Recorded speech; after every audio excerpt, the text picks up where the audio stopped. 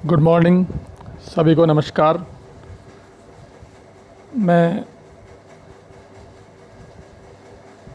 Rajendra Prasad, assistant professor, government college Bundi, आप सभी का बीएससी पार्ट सेकंड के यूनिट फर्स्ट के चैप्टर बीजधारी पादप भाग द्वितीय में स्वागत करता हूं।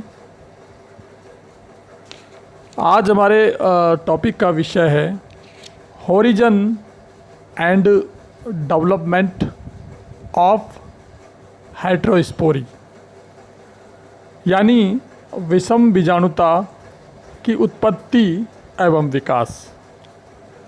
हम इसके पार्ट फर्स्ट में पढ़ चुके थे कि बीजधारी पादपों के सामान्य लक्षण क्या होते हैं। इन पादपों में जो स्पोरोफिटिक पीढ़ी है वो इसकी प्रधान पीढ़ी होती है। वर्तमान में पृथ्वी पर प्रभावी वनस्पति के रूप में आज हमारे सामने बीजधारी पादप हैं और सभी बीजधारी पादप संवहनी पादप हैं। तो इस तरह से हमने भाग प्रथम में एक सामान्य परिचय के में जाना था कि बीजधारी पादप क्या होते हैं। अब आज हम जानेंगे कि बीजधारियों में जो विषम बीजाणुता पाई जाती है इसकी उत्पत्ति कैसे हुई और इसका विकास कैसे हुआ। यूँ तो विभिन्न प्रकार के सिद्धांत इस बीज की उत्पत्ति के लिए बताए गए हैं।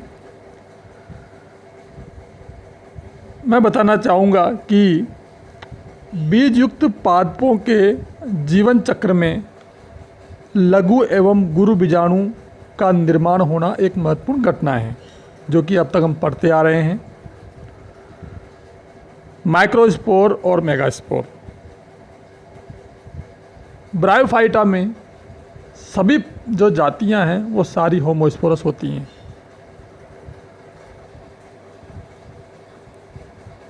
जबकि टेरिडोफाइटा समूह में दोनों ही प्रकार के वंश पाए जाते हैं, होमोस्पोरस और हेटेरोस्पोरस। जबकि समस्त बीजधारी जो पादप हैं, सीड प्लांट्स जिनको हम कह सकते हैं, जिनमें लघु तथा गुरु बीजाणुओं का विकास होने के कारण विषम बीजाणुता का गुण पाया जाता है। अब इसके बारे में वैज्ञानिक क्या कहते हैं।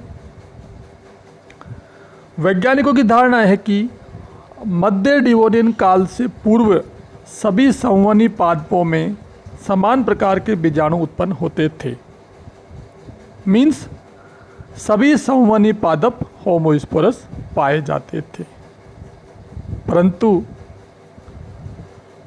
टेरिडोफाइटा समूह के कुछ सदस्य जैसे सिलेजिनेला, मार्सिलिया आदि में दो प्रकार के बीजाणु माइक्रोस्पोर तथा गुरु बीजाणु मिलते हैं। ये बीजाणु न केवल इनकी आकारिक दृष्टि से असमानता दिखाते हैं, बल्कि पादप शरीर क्रिया की दृष्टि से भी इनमें भिन्नता मिलती है। अतः लघु बीजाणु के द्वारा मेल गेमेटोफाइट बनता है और गुरु बीजाणु के द्वारा मादा युग्मोद्भिद बनता है। इन बीजाणुओं की आकारिकीय समानता नर व मादा जननांग का निर्माण को तय करती है, यानी मेल और फीमेल जो सेक्स ऑर्गन का निर्माण है वो उनकी आकारिक असमानता बताती है। अतः एक ही पादप में मॉर्फोलॉजिकल रूप से असमान बीजाणु उत्पन्न करना अथवा लघु बीजाणु तथा गुरु बीजाणु उत्पन्न करने का गुण विषम बीजाणुता कहलाता है।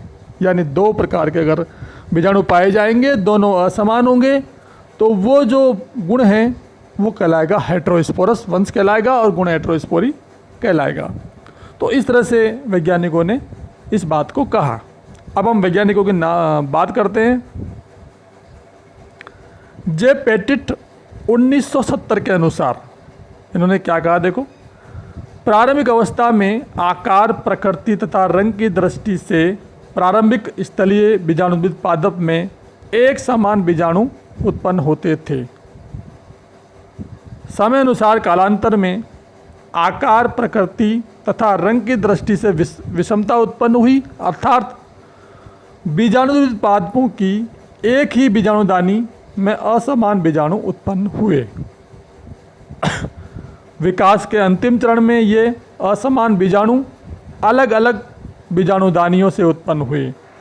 तो जे पेटिट ने भी जीवाश्मीय प्रमाणों द्वारा विकास के इस क्रम को समझाने की पुष्टि की। अब सभी वैज्ञानिकों की यह धारणा है कि होमोस्पोरस जो होमोस्पोरी है उसका उद्भव, यानी उससे जो उद्भव है हेटेरोस्पोरी का उद्भव हुआ है। कहने का मतलब ये है कि होमोस्पोरी जो गुण है उससे हेटेरोस्पोरी गुण का उद्भव हुआ है। प्रारंभिक डिवोनियन काल तथा उसके पश्चात हेटेरोस्पोरी की उत्पत्ति हुई है। इन विषम बीजाणु पादपों के गुरु बीजाणु अधिक व्यास के होते हैं, जबकि लघु बीजाणु छोटे होते हैं। इसके अलावा थॉमस और स्पीसर के सिद्धांतों की बात करें तो इन्होंने 1987 में बताया कि म्यूटेशन के कारण हेटेरोस्पोरी का जन्म हुआ है। अतः हम कह सकते हैं कि समबीजाणु पादपों में प्राकृतिक रूप से होने वाले उत्परिवर्तनों के परिणाम स्वरूप बीजाणुओं में असमानता पैदा हुई है और इस असमानता को हमने नाम दिया है हेटेरोस्पोरी का। कुछ और भी हम वैज्ञानिक धारणाओं की बात करें तो कुछ वैज्ञानिक कहते हैं कि बीजाणुदानी में उपस्थित बीजाणुओं की संख्या में कमी आने से विषम बीजाणुता का उद्भव हुआ है, अर्थात विषम बीजाणुता का जन्म हुआ है। अगर सरल शब्दों में कहूँ मैं तो इस प्रकार हम कह सकते हैं, बीजाणुदानी में उपलब्ध पोषक पदार्थ की मात्रा सीमित रहती है, जबकि उसे प्राप्त करने वाले बीजाणु अत्यधिक संख्या में उत्पन्न होते हैं। प्रत्येक बीजाणु का आकार छोटा होता है, इसके परिणाम स्वरूप लघु बीजाणुओं का विकास होता है, जबकि गुरु बीजाणुदानी में उपस्थित कुछ बीजाणु मात्र कोशिकाएं विकास के दौरान नष्ट होती हैं। ऐसी स्थिति में शेष कोशिकाओं को काफ़ी पोषक पदार्थ उपलब्ध रहता है, जिसका परिणाम ये हुआ कि बीजाणु विकसित हुए और बीजाणु आकार में बड़े होते गए। अतः उन बीजाणुओं को हमने गुरु बीजाणु कहा। तो इस तरह ये वैज्ञानिक ये बात कहते हैं और वैज्ञानिकों ने पूरा वनस्पतिक प्रमाण तथा अपने एक्सपेरिमेंट के द्वारा इस प्रकार के विकास की पुष्टि की और बताया कि हेटेरोस्पोरी की उत्पत्ति कैसे हुई। इसके अलावा पूरा वनस्पतिक प्रमाणों से ये बात भी ज्ञात होती है कि ऊपरी डिवोनियन काल में पूर्व विषम बीजाणु गुण रहित पादप उपस्थित थे, जबकि बीज का उद्भव बाद में कार्बोनिफेरस काल में हुआ है। इससे ये स्पष्ट रूप से सिद्ध होता है और हम कह सकते हैं कि होमोस्पोरी या सम बीजाणुता से विषम बीजाणुता का जन्म हुआ है या उद्भव हुआ है। आगे हम बात करें कुछ फॉसिल्स रिकॉर्ड की। प्रारंभिक संवहनी पादप जितने भी थे सारे होमोस्पोरस थे।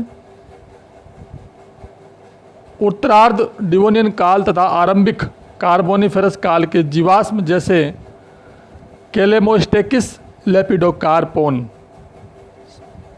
विषम बीजाणुक थे। कैलेमोस्टेकिस की दो जातियां अमेरिकाना और खेसियाना में विषम बीजाणुकता की शुरुआती अवस्था रिकॉर्ड की गई है। अतः जीवाश्मी रिकॉर्ड के आधार पर यह भी कहा जा सकता है कि गुरु बीजाणुदानी में यदि कई गुरु बीजाणु उपस्थित हैं तो गुरु बीजाणुदानी का आकार लघु बीजाणुदानी की तुलना में थोड़ा बढ़ा हुआ है। केलेमोकार्पोन, लेपिडोकार्मोन एवं स्टेरोप्टेरिस में यह जीवाश्म प्रमाण मिला है कि गुरु बीजाणुदानी में कुछ गुरु बीजाणु नष्ट मिले। परिपक्व केलेमोकार्पोन तथा लेपिडोकार्पोन गुरु बीजाणुदानी में केवल एक ही सक्रिय गुरु बीजाणु मिला। इसके अलावा जो शेष गुरु बीजाणु वहाँ पे थे वो सारे विकास के दौरान नष्ट हो गए। इसके अलावा स्टेरोप्टेरिस में 2 सक्रिय गुरु बीजाणु मिले। इस प्रकार बीजाणु की संख्या में लगातार कमी आना ये बताता है कि ये जो वंश है, जो जीनस है, ये बीज स्वभाव की ओर जा रहा है, यानी इसमें विषम बीजाणु तक की उत्पत्ति हो रही है। ऊपरी डिवोनियन के विषम बीजाणु टेरिडोफाइटा, आर्क्योप्टेरिस लेटिफोलिया तथा मध्य डिवोनियन काल के इनिग्मोफाइटोन के तथा निम्न कार्बोनिफेरस काल के प्रोपिटिस स्कोटिया विषम बीजाणु सदस्य थे। उपयुक्त सभी प्रमाणों के आधार पर यह निश्चित मान सकते हैं कि विषम बीजाणुकता का उद्भव सम बीजाणुक ऑर्टिकुलेट तथा लाइकोपोड से है। गुरु बीजाणु की संख्या में कमी आना तथा गुरु बीजाणु में मेल गेमेटोफाइट का विकास होने से बीज स्वभाव को जन्म मिला है। यह भी पता चलता है कि तथा मान सकते हैं कि हाइड्रोस्पोरी का उद्भव सजीव पादपों में विकसित नहीं हुई है, ये जीवाश्मों में पहले से ही उपस्थित थी।